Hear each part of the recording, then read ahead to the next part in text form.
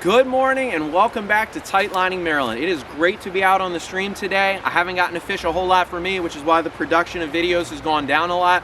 But the continuous support of the fly sales, the guide business, anybody that's been watching the videos, thank you, thank you, thank you. I sincerely appreciate it. It means a lot to me, and I'm very grateful to be able to give back to the fly fishing community, and thank you for, in return, blessing me with your support as well. So with that said, today we're out on the stream. We're gonna do a little bit of Euro nymphing like we always do. We've got our 10'6" 4-weight rod. I've got a double nymph rig. The reason why I've got that is right now we've gotten a fair amount of rain recently. It's bumped the flows on many of the rivers in the area, and they're still in the process of dropping and stabilizing. But this 10'6" 4-weight allows me to get a little bit of power behind the cast, as well as just the sensitivity I need and length in order to, drive the flies into the strike zone and control them in a manner that we can ultimately catch some more fish. Right now, tentatively speaking, I've got on a double nymph rig. Again, the water is up, so it makes sense to kind of give two different options in the winter. Maybe one that's going to draw them in, and another one's a little bit more plain to maybe convince them if they're being a little bit picky. We might cycle between egg patterns and Tasmanian devils, but all four of those should work very, very nicely if presented correctly. We're going to get out on the stream, hopefully put a couple fish in the basket. We really only have about 45 minutes to an hour at max to really do this today, but thank you for tuning back in. I look forward to hopefully showing you a couple things on the stream, and let's get into fishing. So let's show you a little bit about the setup and what we're doing. Out here on the stream today for just the nymphing part of what we're gonna do is we've got a 10-foot 4-weight Cortland Nymph series rod. It's one of my staple rods. It's a good midpoint, like mid-tier rod. Certainly there's better ones out there, but ultimately sometimes you don't want to break the bank. On there I've got the Euro nymphing Rio line. I've got a micro leader that I've created, and what we're gonna do is we're gonna fish a tandem nymph rig. So whenever I'm fishing in the winter, I realize that I have to go a little bit slower, be a little bit more methodical. I also realize that the fish are going to be hugged to the bottom a little bit more. So what I'll do a lot of times, but not always, is I'll anchor it with an egg pattern. That's a 3.2 size 14 nymph. And then on the top, one of my favorite nymph patterns that I also tie, just like the egg, is the Tasmanian devil in a size 14. We're going to use that double nymph to basically get down into some of these crevices and get in the strike zone of the slower pockets of river. So I'll show you real quick what we're working with. We've got this run that's pretty heavy up here, and it kind of splits right down through the middle of the river with two different channels. You've got one on the far side and one very cleanly on the left side. That middle strip, though, right there, is a beautiful spot for wintering fish to basically be able to dart in and out and grab food as needed, which is already limited in the winter, and hopefully pick up some of the nymphs we're gonna provide. So what we're gonna do is, simply speaking, we're just gonna nymph this run. That's all we're gonna do. The goal is to get one fish for you. If we can get 2, 3, or 4 fishing this from the inside to out, that would be a huge success. But we really just wanna show you how effective even winter nymphing can be when you make the right choices in size, you get down to depth, your casts are strong in terms of where you're gonna place them and what the drift is gonna look like. So let's, with no further ado, let's get on the stream and show you a little bit about how this nymphing works whenever you're out here fishing in the winter.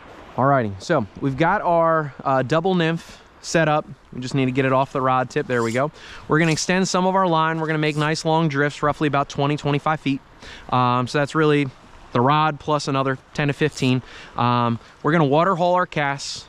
All right, get them set up. Nice flick of the wrist, drive it forward, get in contact quick, because ultimately you'll miss strikes and not be able to detect without that.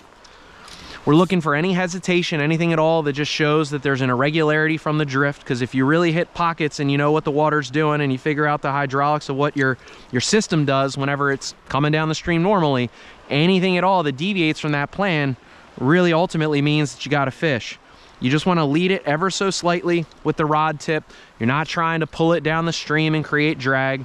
So a simple water loaded or water haul cast, get up on top, drive those flies down. Keep them near the bottom, but not necessarily hugging it. And again, attack those seams that are just a little slower, where you can stall those bugs out and ultimately find a fish. Ooh, that felt like something. Ultimately find a fish that may be harboring in some of the softer water, the stuff that doesn't make them work as hard, and they can kind of cleanly, there we go, cleanly keep themselves from having to work too hard. Yep, there he goes, came off. So another tip for you, which, and I rushed him in, that's on me. Don't bring him to the surface. If you can, at all costs, keep your head down, and ultimately you'll net more fish. But That's a minor mistake because I was just trying to get them in as quick as possible.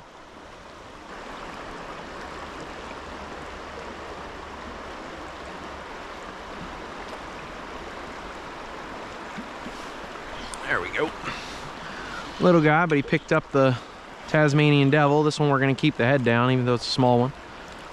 And once he gets upstream of us, in a position that we can just use the current to slide him back. Ooh, there we go. Little guy sitting in the soft stuff. Takes one in the higher part of the column with the Tasmanian devil. Get that fly out for you, bud.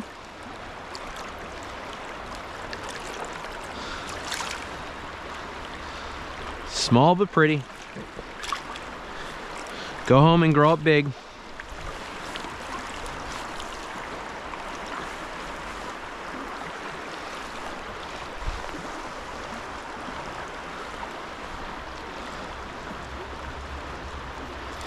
Alrighty, so 2 hooked, 1 to the basket. Not bad, not great, but you know, slow winter day. It's 35 degrees outside, just enough to not get the guides frozen.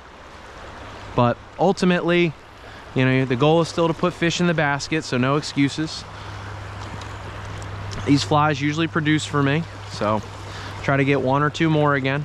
As always a goal, get 1 or 2 more. Get 1 or 2 more. And every time you hit a hole on the stream, oh, got smoked. Every time you hit a hole in the stream, get 1 or 2 more. Just set incremental goals. You know, you got to stay locked in. That's something that, like, I watch people when they get on the stream, they oftentimes lose the mental focus. They get frustrated. They get in their own head. They think things aren't working. Go back to the basics. Do things right. And ultimately, if you really focus on your technique, I think a lot of times it'll solve a lot of your problems, and ultimately you'll catch a lot of fish. Just be really locked in and do all the right things. The things that you know have worked for you, the things that you've practiced, the things that fish have kind of given you the information to say, hey, we like that. This is something that we'll eat. Okay, a couple more drifts.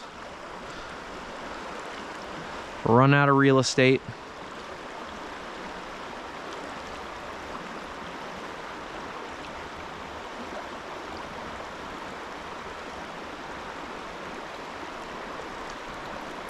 All right, so 1 out of there, not bad.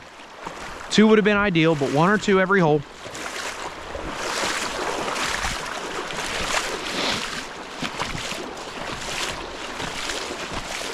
All right, so here's another good scenario for us. We picked up 1 over here, had 2 hits, picked up 1 back there.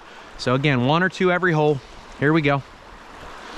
Nice soft seam just off of the faster stuff. Good cast. Got to pin it to my trigger finger. Get it down in that slower stuff where those fish can really take a good opportunity to inspect and eat and not have to work too hard for what you're offering.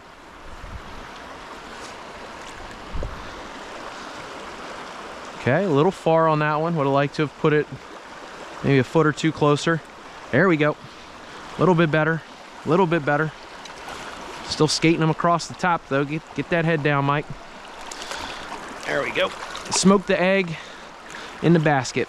When they hit that egg, man, they hit it like a freight train.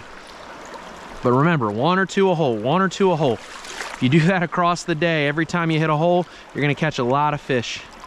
Just set realistic goals and be mindful of what you're trying to accomplish.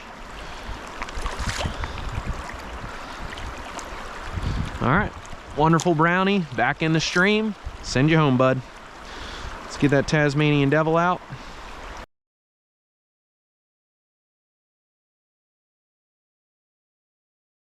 Before I get too far along though, I want to make sure that I communicate this to everybody that's watching. We're doing a lot of things in the upcoming year that I want to share with you, and that way you can keep an eye out for it if you have any interest. one of the things we're going to be doing is we're going to be having a streamer clinic, which there will be a video about that and some of the things that we'll be doing with the course. We're going to also be doing a Euro nymphing clinic. That's coming back again. So we're offering a new streamer clinic, but we're also doing a Euro nymphing clinic that we think people are really going to benefit from. And last year it was highly successful. So thank you to all the people that supported or joined the stream with me. If you did and you have anything to share below in the comments, so that way people knew what you liked about it or thought that they could gain if they signed up this year, that's always appreciated. But ultimately, those are two big projects we have going on with Great Feathers, and we're really excited to collaborate with them and do another year running it back in the shop. The other thing that we're going to do is we're going to have a Euro nymphing series that's coming out. It's going to be a 4-part series. The first part was already recorded and now it's finally edited. We're going to do YouTube memberships to kind of roll some of that out. And that's something that if you wanted to support the channel and do like a monthly subscription, we're going to have different options, probably ranging between $5 and $15. I hate to make it about the money, but ultimately this is a massive project. The quality on it is just far exceeding anything we've ever done. We hired an outside videography company with Blue Quill Media, and Grant did an amazing job to get that first part out. So I want to share that with anybody that basically signs up to certain levels of that membership as soon as possible, so that you can see what's on the horizon and hopefully get some fish in the basket for you based off of those tips starting in the spring. The other piece is that we're going to offer things through the memberships like a kind of like Q&A once monthly online, where you can come in, we can have a conversation for roughly an hour and talk about fly fishing, answer any questions, and really just have kind of that face-to-face time to help you bridge the gap for anything that you're struggling with or just curious about. And lastly, the other piece that we'll do is we'll offer specific discounts to anybody that is a member. That way, if you ever need flies, leaders, or just anything off of the website, you'll have an exclusive discount at any time to be able to use. So thank you as always for all the support. I really appreciate it. I want to get back to the community, but in the same light, we kind of need some help to kind of get this project fully off the ground and get it running. But we have some of the first pieces in, and we're excited to share it with you. So hopefully you'll hop on board so that way we can keep producing good things for you and make it something that we're both in it together. So with no further ado, let's get to the stream. Let's start hopefully catching some fish with the 45 minutes to an hour we got. And thank you again for all your support. Let's get to the stream. So what we're going to do now that we were able to pick up a fish or two here, fish or two up there, so we're going to slide back to the wintering holes where it's a little bit slower. Probably even could call for an indicator, to be honest. And with that said, we're just going to get some nice slow drifts through some of these back channels. Just got to slow my wading down a little bit so we're not making too much noise. Now the only downfall to this particular hole is that, like, A, you don't really have the current to get smooth drifts, but most importantly, B, it's very silty. So as a result, a lot of times this is where the fall fish tend to hang out and not as much where the trout will kind of reside. But doesn't mean you can't catch a really nice trout in here. So we're gonna cast it up towards the rocks, get it down.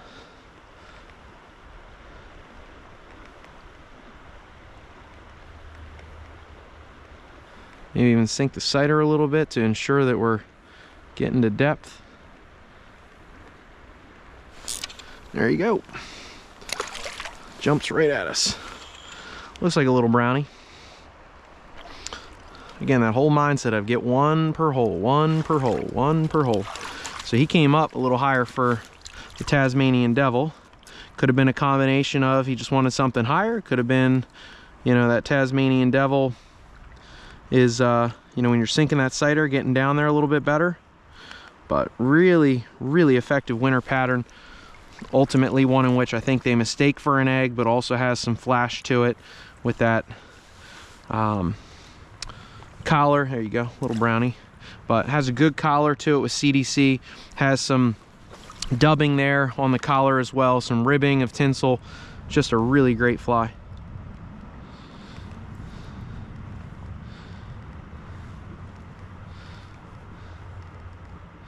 So we're gonna run that back. Try to do a couple more through there, since that was our, really I think our first drift in that hole. Picked up a fish. Sinking the sighter paid off. Something that I don't advocate for a lot, but occasionally if you're in the right place, it can be effective and can in some cases be needed if you're not going to make some alterations to your tippet and or your flies.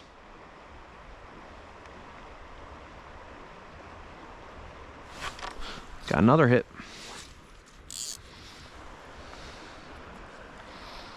Okay, nice long cast. It's going to give time for these bugs to get down.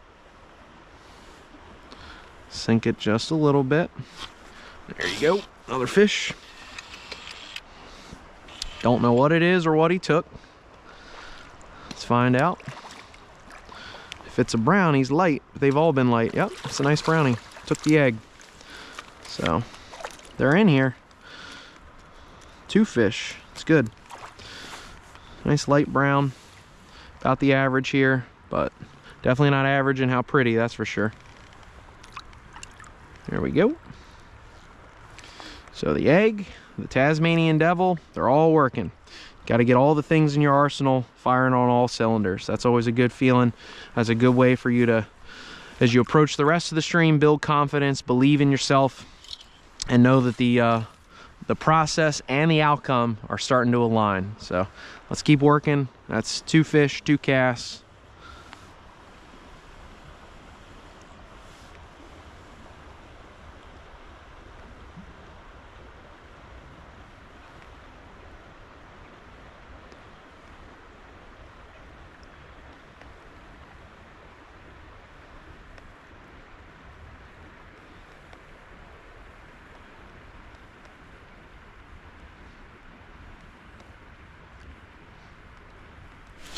There we go. Ah, lost him. Lost him. Did we lose the flies? No, that would have been 3 for 3. That would have been pretty cool. You don't get that often, certainly not in the winter, that's for darn sure. All right, we're not gonna work too much more here. We're gonna start to wrap this thing up, but just gonna finish out the hole, see if we can't get one more and close on a fish. There we go. There we go. I think that one's a fall fish, but process versus outcome. We'll see. They've all been late, so you never know until they're here. Ooh, right in the leg. Yep, fall fish. All right, well, we can't. I mean, we can count it. It's a native fish, but we can't count it. We want to end on a trout. So these little guys are fun. They make the rod bend, but ultimately the freshwater tarpon are not what we're after here with those fall fish. Let's try it again. Get a brownie, come on. There we go. Right between 2 rocks. Good spot for a trout to hold.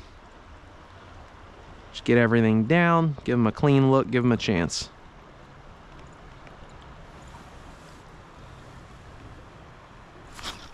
Another one. Looked like a fall fish again. Better one though this time. Yep.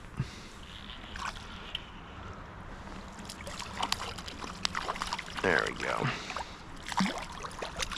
He's been eating good. This guy's fat. Fat.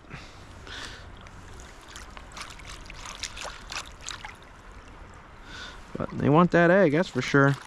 These fall fish know that the browns are producing, so.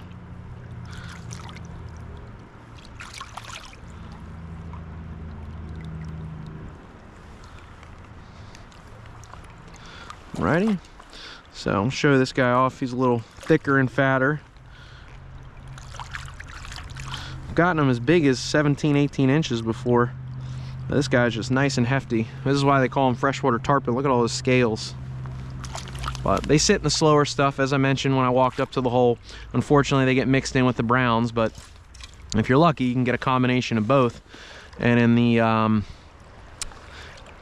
the spring, when the suckers and you know, other fish just like them start to spawn, then the browns start to gorge on eggs as a result. So really like fishing these egg patterns from, you know, November, December, all the way down through March, April, even May sometimes.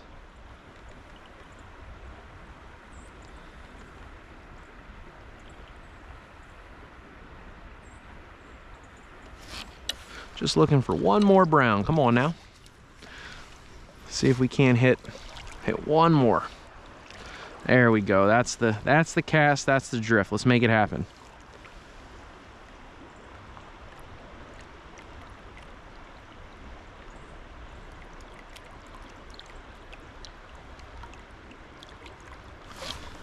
Yep. Well, we called the shot, but unfortunately, yet again, wrong species. Wrong species. They're just stacked up. Matter of fact, we're just gonna try to slide this guy off without even touching the net. We'll give it one more, but three fall fish in a row tells me all I need to know about needing to move my feet and get away from them.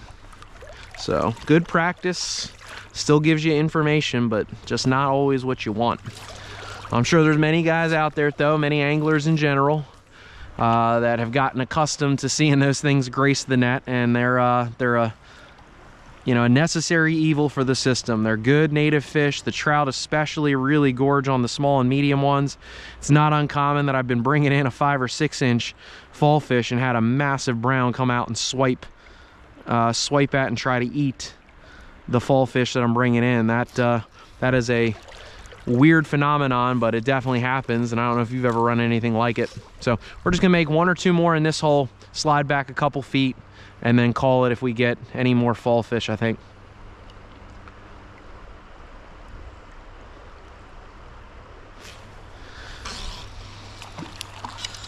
Yep. Yet again. All right, so that's it for this spot. 4 fall fish is more than enough as he tail wags his way across the stream.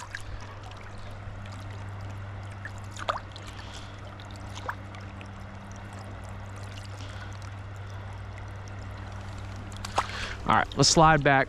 We're gonna approach this back channel, try to get something out of there, see if maybe the browns were stacked up further back and the fall fish are stacked in the head, which would be a little weird, but you never know. Still some rocks back here though, so I like the way it's formed. Got some options for trout. Might have just been a little silty up there, I don't know. I don't know. 2 trout though, but too many fall fish. Looks a little less deep, so we're not going to sink the sighter, I don't believe, at all, or if we do, it'll be very marginal. There we go. But looks like another fall fish, I think.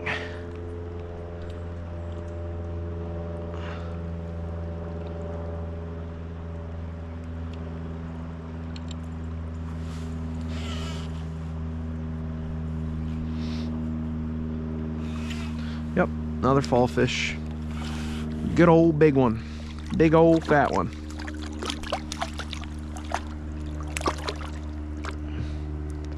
If only you were a trout, my friend. Big old fatty. There you go. Again, the nice part is you get a lot of practice and reception on the idea of a good clean drift and getting eats and what that sighter does.